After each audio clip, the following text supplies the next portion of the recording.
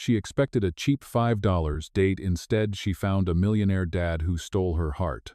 Hello everyone. Before we begin today's story, I have a small favor to ask. Please hit subscribe and turn on the notification bell so you never miss our channel's new videos. It is quick, free, and the best way to support us in bringing you more dramatic stories. Your support means the world to us. Where are you watching from? Drop your city or country in the comments below. Thank you very much. Now, let us return to our main character. The cafe smelled of roasted beans and rain-soaked pavement, the kind of small place where the tables wobbled slightly and the chalkboard menu still carried the owner's handwriting. Lila Evans sat near the window, watching cars blur by in the drizzle. Her hair was pulled into a loose ponytail, and the sleeves of her thrifted cardigan were damp from the walk. It was supposed to be a $5 date, a budget meetup from a local app that promised affordable romance. She almost canceled twice, but her roommate had laughed and said, "What do you have to lose besides $5? When the door chimed, a tall man stepped in. He looked ordinary enough, dark coat, quiet posture, but something about him made the air shift. He scanned the room, spotted her, and walked over. "Lila Evans?" he asked, his voice calm, steady. She nodded, smiling nervously. "You must be Daniel." He took a seat across from her. His hands were strong but precise when he lifted the menu. "Order whatever you like." Lila laughed softly. "That is easy. I can only afford coffee." He studied her for a moment, as if measuring honesty. "Then coffee it is."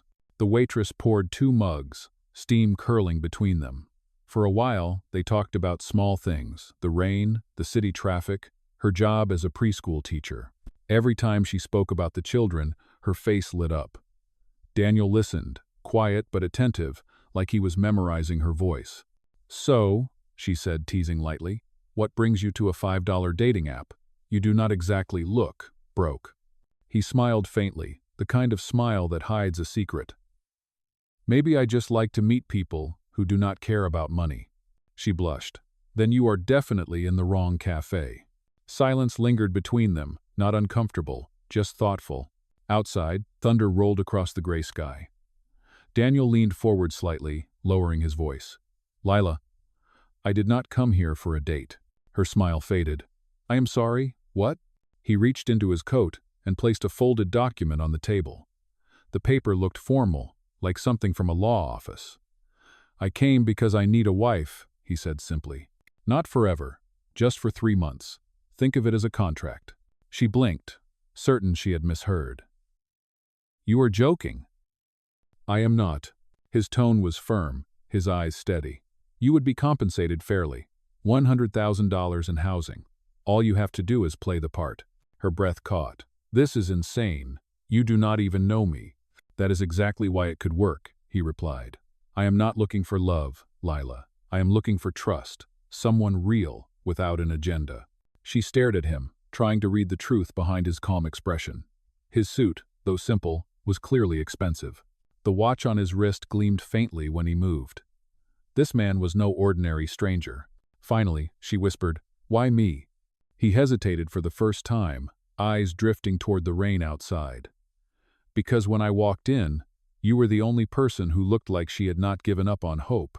The words hung between them, fragile and heavy. Lila's heart pounded.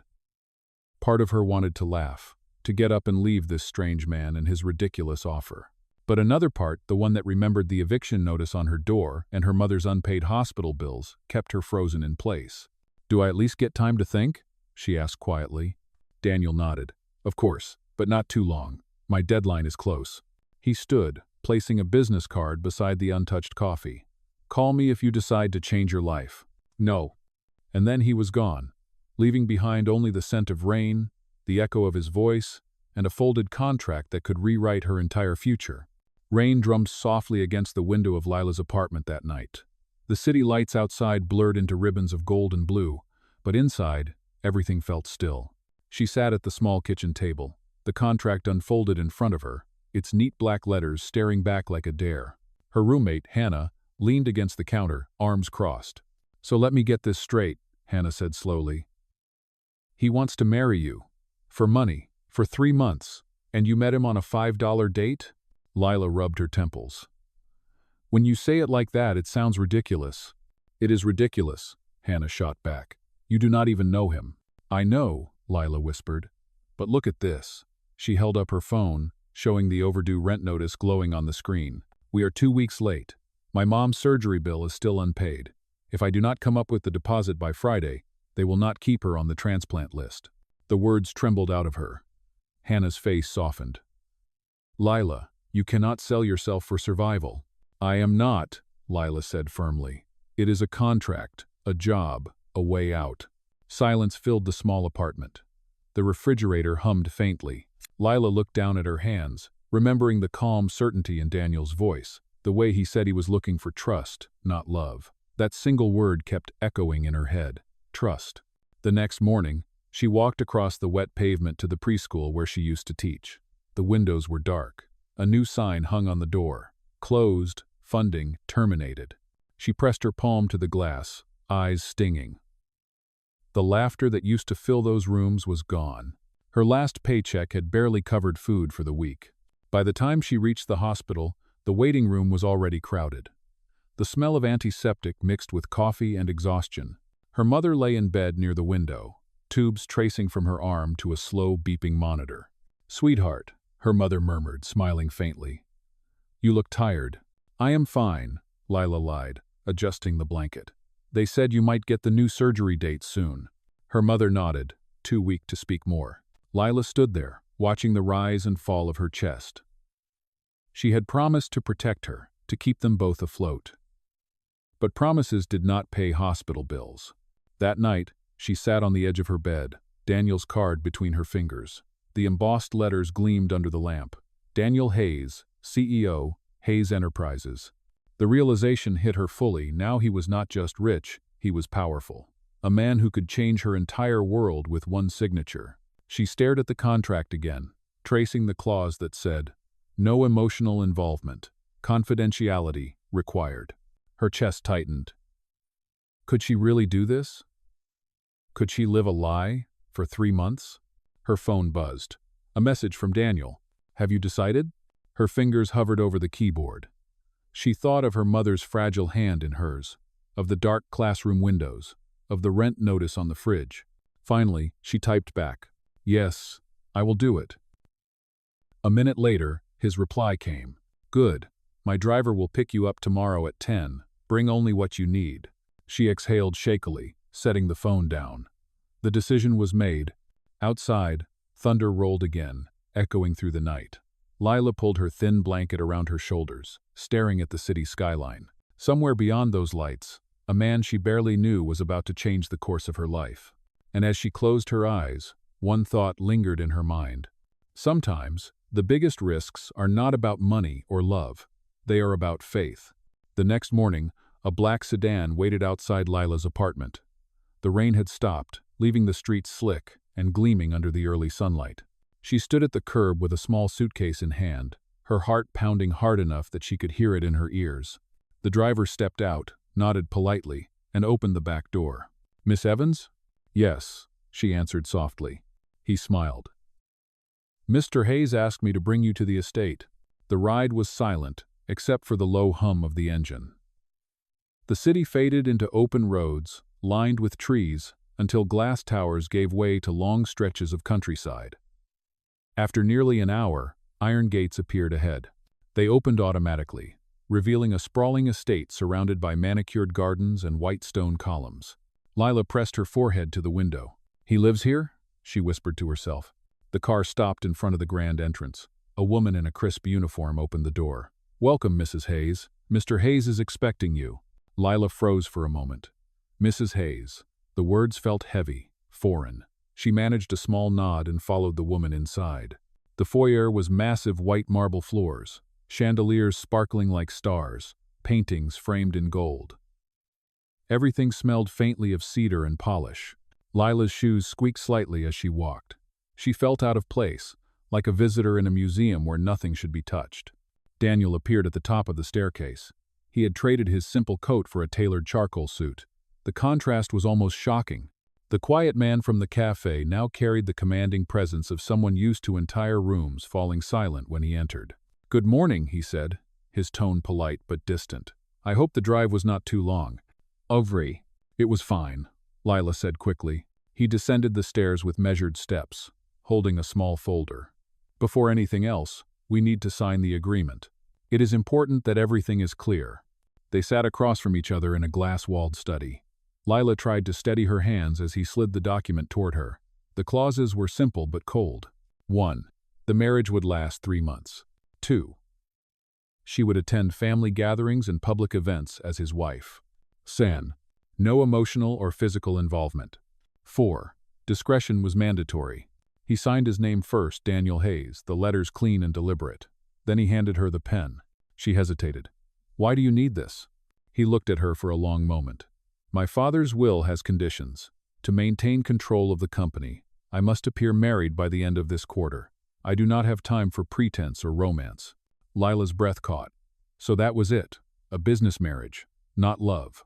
Not even companionship. Just a deal. She lowered her eyes and signed. The pen scraped softly against the paper. Daniel stood and extended a small velvet box. For appearances, he said, opening it to reveal a simple gold band. Her fingers trembled as he slid the ring onto her hand. It fit perfectly. Too perfectly. There are clothes in the room upstairs, he said. My assistant will help you prepare for tonight. We have a family dinner. She nodded wordlessly, rising to leave. At the doorway, she turned back. You really do not believe in love, do you? He paused, his expression unreadable. Love complicates everything. Contracts do not. When she reached the guest room, she sank onto the edge of the bed. The silence of the mansion pressed around her. On the nightstand lay the signed papers and the faint shimmer of her new ring under the sunlight. Lila whispered to herself, 3 months. Just 3 months. But deep down, she already knew nothing about this agreement would stay simple. The afternoon sun filtered through tall glass windows, painting soft gold across the marble floors. Lila stood before a mirror in a room bigger than her entire apartment.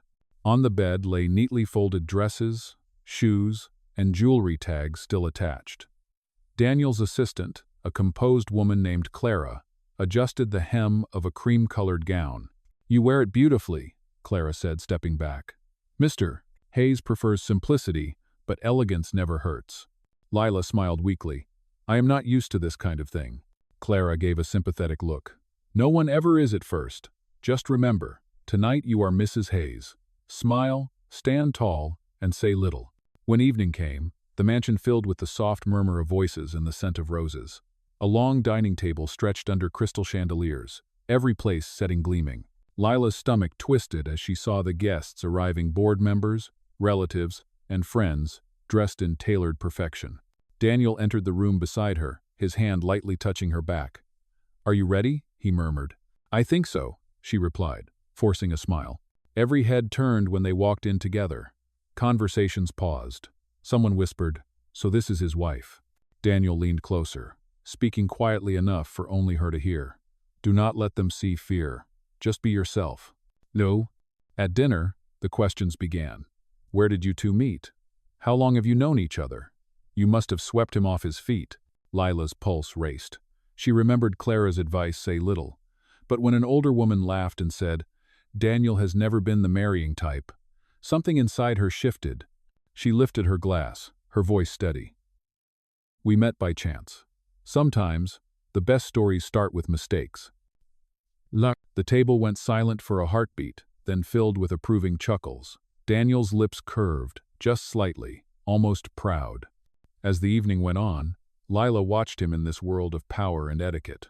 He handled every conversation with calm precision, yet she noticed moments tiny, fleeting where his eyes softened when they met hers.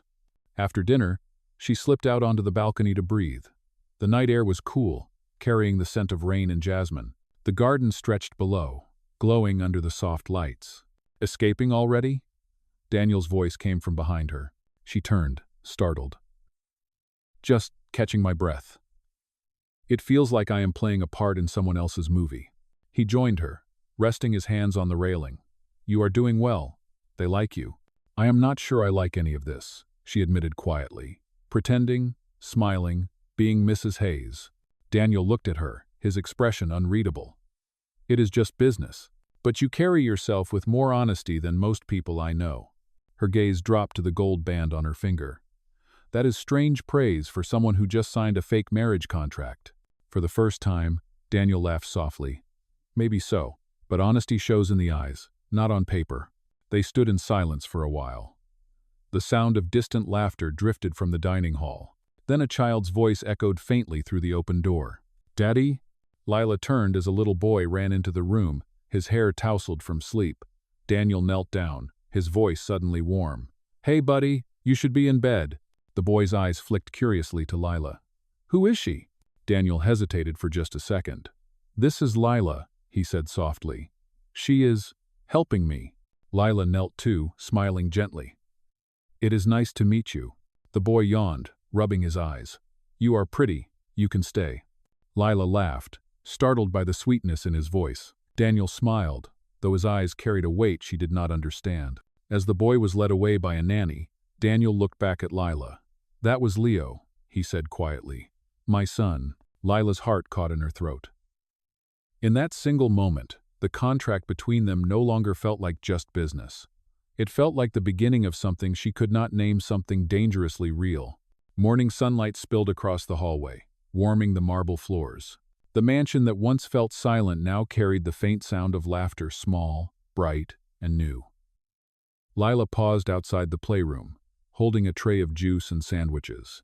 Inside, Leo sat cross-legged on the carpet, building a tower of blocks. Daniel knelt beside him, still in his dress shirt, sleeves rolled to his elbows. "Higher, Daddy," Leo shouted, giggling when the tower wobbled. Daniel smiled, adjusting one last piece. "There. Perfect." When the tower collapsed, Leo burst out laughing. Daniel caught his son's laughter like it was something rare, something he had forgotten how to hold. Lila leaned on the doorway, watching quietly. "Good morning," she said softly. Both turned toward her. Leo beamed. "Miss Lila, come help us." She stepped inside, setting the tray down. "I think you two have done enough damage without me." Daniel glanced at her, his tone teasing for the first time. "Are you always this confident around your employers?" "Only the ones who build towers out of toy blocks," she replied with a small smile. For a moment, the air between them lightened. The tension that usually surrounded Daniel seemed to fade whenever Leo was near. It was the first time Lila saw him as more than a businessman. He was a father trying his best to connect with the only family he had left. Later that afternoon, the three of them took a walk through the garden. Leo ran ahead chasing butterflies while Daniel and Lila followed at a slower pace. "He likes you," Daniel said quietly. "He usually does not warm up to strangers." Lila smiled, watching the boy. Children can sense kindness. Maybe he just misses having someone around. Daniel's expression softened, but his voice carried a trace of guilt. "Since his mother passed, I have not been present." Work became an excuse. Lila looked at him. He is still young. It is not too late to be the father he needs. He met her eyes, something unspoken passing between them.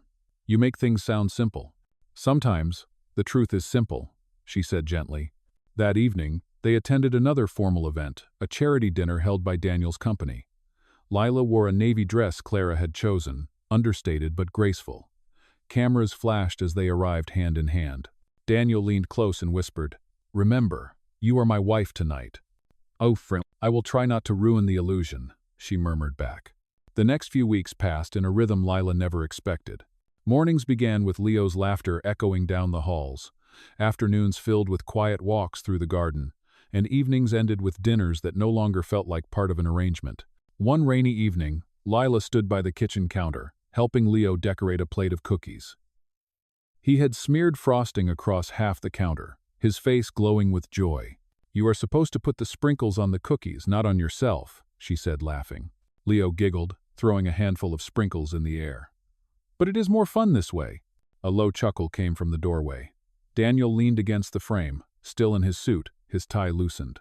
"Looks like you two started the party without me." Lila turned, smiling despite herself. "We saved you one cookie, maybe two if Leo has mercy."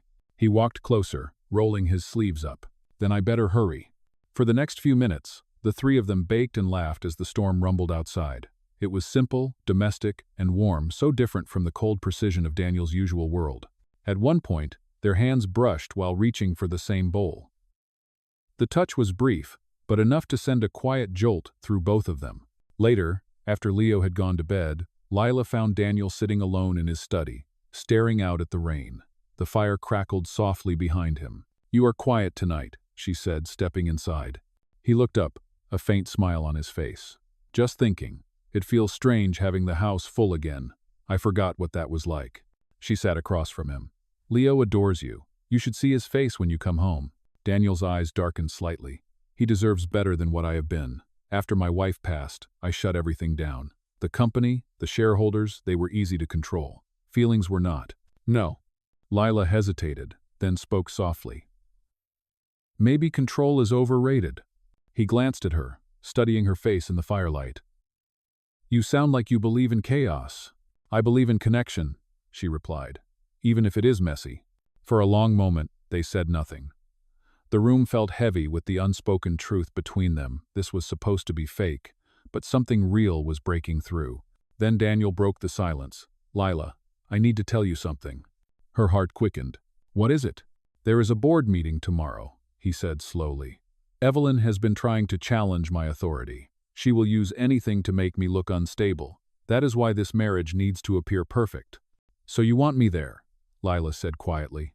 "Yes, but more than that, I need you there." His voice dropped. "You make them see the side of me I forgot existed." Her throat tightened. She wanted to believe him, but part of her still remembered this was built on a contract. "I will be there," she said finally. The next day, the meeting room buzzed with tension. Executives whispered as Daniel entered with Lila beside him, her presence calm and poised. Evelyn sat at the far end, eyes sharp. "Mr. Hayes," she began sweetly, "your personal life seems unconventional. Care to explain?" Daniel reached for Lila's hand, his tone even. "There is nothing unconventional about being married to someone who reminds me what honesty looks like." The room went still. Lila squeezed his hand, her heart racing. She could see the sincerity in his eyes, the part of him that had stopped pretending. When the meeting ended, they walked out together, the tension finally breaking. In the hallway, Daniel turned to her. "You handled that beautifully." Lila smiled faintly. "We make a good team, Mr. Hayes." For the first time, he corrected her softly. "Daniel, just Daniel." And for the first time, when she said his name, it felt like more than part of a deal. It felt like the beginning of something real. The morning after the board meeting, sunlight filtered through the tall windows of the mansion, warm and quiet. For the first time since signing that contract, Lila woke up feeling peaceful. The air smelled faintly of coffee and blooming roses from the garden below. She could hear Leo's laughter downstairs, and Daniel's deeper voice following, lighter than she had ever heard it. She dressed quickly and went down to breakfast. Daniel sat at the long table, reading something on his tablet while Leo tried to feed him a piece of toast shaped like a star. When Daniel looked up, his face softened. "Good morning," he said. "Good morning," she replied, smiling. "You two seem to be having fun." Leo grinned, proudly holding up the messy plate. "I made breakfast. Daddy said it is the best toast ever." Daniel set the tablet aside. He might be right. Lila poured herself a cup of coffee, noticing the quiet ease between them. It felt natural, like a family. But beneath that warmth, she could not ignore the growing worry in her chest. Every day she spent here blurred the line between what was real and what was pretend. Later that day, while Daniel was at a meeting, Lila walked through the west wing of the house. She had rarely gone there before. At the end of the hallway, she found a door slightly open. Inside was a room filled with dust-covered boxes and photographs. A woman's smile looked back at her from a framed picture, Daniel's late wife. There was another photo of her holding Leo as a baby. Lila touched the frame gently. "She was beautiful," she whispered. A voice came from behind her. "She was." She turned quickly. Evelyn stood in the doorway, arms crossed, a cold smile on her lips. "Daniel keeps that room locked. I am surprised he let you wander." "I did not mean to intrude," Lila said softly. "Oh, I am sure you did not," Evelyn replied, stepping closer. "You really have everyone fooled, do you not? The sweet teacher who suddenly marries a billionaire. What is your endgame, dear? Alimony? Fame?" Lila's cheeks flushed. "You do not know me." Evelyn's eyes glinted. "I know your type. And when Daniel realizes what a mistake he made, you will be out of this house faster than you came in." Without another word, Evelyn turned and left. The air in the room felt heavier, colder. Lila stared at the photo again, the smiling woman who had come before her, and for the first time, she wondered if she was the one intruding on a life that was never meant for her. That evening, Daniel returned home to find her quiet, distant. "Lila," he said, concern etching his voice. "What happened?" "Nothing," she replied, though her voice trembled. "Just thinking." "You quote, about what?" "About how temporary all of this is." She gestured vaguely at the house, the ring on her hand. "When this contract ends, what happens then?" Daniel hesitated. "We agreed on 3 months." "Yes," she said, forcing a small smile. 3 months to pretend to be your wife. 3 months to pretend to be a mother to Leo. 3 months to forget who I am." His expression softened, but before he could speak, her phone buzzed. A message appeared on the screen. She froze. The message was from an unknown number. It read, "Meet me tomorrow if you want to know the truth about Daniel Hayes." Her fingers tightened around the phone. She looked up at Daniel, torn between fear and doubt. "Someone is trying to tell me something," she whispered. Daniel frowned. "What do you mean?" But before she could answer, Leo ran into the room, laughing, breaking the tension. Lila forced a smile for the boy's sake, but her heart was pounding. That night, long after the mansion went quiet, she sat by the window, staring at the phone still glowing in her hand. For weeks, she had been falling for Daniel. But now, as the wind rustled through the trees outside, one question kept her awake. What if the man she was falling for was not who she thought he was? Inside, the ballroom glittered with chandeliers and polished smiles. Daniel was soon surrounded by executives and investors. Lila stood by his side, nodding politely as people greeted her. One of them, a tall woman with sharp eyes and a practiced smile, approached. "Daniel," she said sweetly, "you did not tell us you had remarried." Daniel's jaw tightened. "Lila, this is Evelyn, my sister-in-law." Evelyn's gaze swept over Lila like a silent insult. "How interesting. A teacher, is that right? You must find this world overwhelming." Lila kept her voice calm. "It is different, yes, but kindness feels the same everywhere." A few nearby guests smiled at her answer. Evelyn's expression faltered. Daniel placed a protective hand at Lila's back, steering her away. When they reached the corner of the ballroom, he whispered, "You handled that perfectly." "I learned from the best," she replied. He looked at her then, a flicker of admiration softening his features. "You are making everyone believe this marriage is real." Lila held his gaze. "Maybe because I am starting to forget where the acting ends." For the first time, Daniel did not reply. The music swelled, and for a brief moment in that crowded ballroom, the world shrank to the quiet space between them, where a contract had begun to feel dangerously close to love. The next morning arrived gray and heavy, the sky stretched with low clouds. Lila barely slept. The anonymous message haunted her all night, replaying in her mind until the words blurred. By sunrise, she had made up her mind. She needed to know the truth. When Daniel left for his office, she told Clara she was going into the city for errands. Instead, she took a cab to the address in the message, a small cafe tucked on a quiet street. The smell of burnt espresso filled the air as she stepped inside. A woman sat alone near the back, her dark hair tied neatly, her expression sharp. "You must be Lila," she said. "I am Karen. I used to work for Daniel Hayes." "Oh no." Lila's pulse quickened. "You sent the message?" Karen nodded. "Yes, and I think you deserve to know what kind of man you are living with." Lila sat down slowly. "Go on." Karen slid a folder across the table. Inside were photos, financial reports, and letters. After his wife died, Daniel cut off several employees from Hayes Enterprises. People lost everything: pensions, medical coverage, you name it. He told the media it was restructuring, but we all knew it was about control. Lila stared at the papers, disbelief flooding through her. "He would not do that. He is not that kind of person." Karen leaned forward. "You think you know him because he smiles at his son and lets you play house for a few weeks? He is protecting an empire built on manipulation. Ask him about the foundation funds. Ask where the donations went." Lila felt her stomach twist. "Why tell me this?" "Because," Karen said quietly, "he is using you. Everyone he brings close serves a purpose." "Oh." When Lila stepped back into the street, the wind had picked up. The folder felt heavy in her hands, heavier than she could bear. She wanted to throw it away, pretend the conversation never happened, but the seed of doubt had already taken root. That evening, Daniel came home early. Leo ran to him, laughing, arms wide. Daniel lifted the boy easily, his eyes lighting up with genuine warmth. Lila watched from the doorway, her heart torn in two. "Dinner smells good," Daniel said, setting Leo down. "You cooked?" "Yes," she said softly. "There is something I need to talk to you about." He looked up, sensing her tone. "What is wrong?" She hesitated. "Someone contacted me, a woman named Karen. She said she worked for you." Daniel's expression shifted instantly. "Karen Mitchell? I do not know her last name," Lila said, voice trembling. "She showed me documents, things about the company, about money disappearing. Is any of it true?" He exhaled slowly, rubbing his temple. "So that is what this is about.